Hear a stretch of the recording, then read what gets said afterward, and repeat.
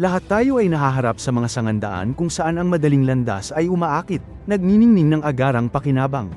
Ngunit paano kung ang simpleng pagpipilian ay nagtatago ng mas malalim na bitag? Si Alex, isang negosyante, ay nakahanap ng legal na butas upang lampasan ang isang magastos na pamantayan sa kapaligiran na nakakatipid ng kapital.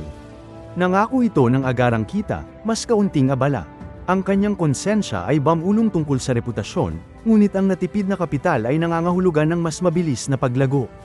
Iranasyonal niya ito bilang matalinong negosyo, hindi kawalan ng katapatan.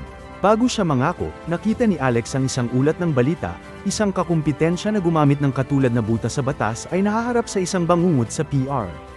Hindi ilegal, ngunit ang kanilang nakitang kakulangan ng integridad ay nagdulot ng mga boycott. Ang kanilang madali na solusyon ay nagpahiwalay sa mga customer na may kamalayan sa kapaligiran, na nagimbita ng masusing pagsusuri. Ang butas sa batas ay naglantad sa kanila sa hindi mahulaan na pagguho ng tiwala ng publiko. Sa pagtanto ni Alex, ang pagsunod ay hindi lamang tungkol sa mga multa.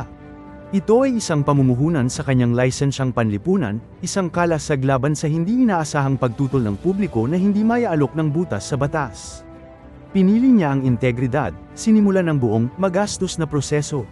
Ilang buwan ang lumipas, habang ang kakumpetensya ay nagpatuloy sa paghina, ang negosyo ni Alex ay umunlad, kinilala para sa pangako, at nakakuha ng mga tapat na customer.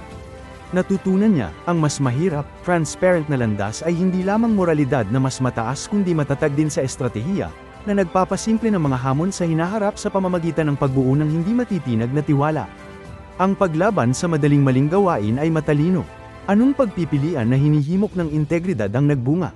Ibahagi ang iyong kwento. I-like at i-subscribe sa Filipino Repo para sa mas maraming karunungan.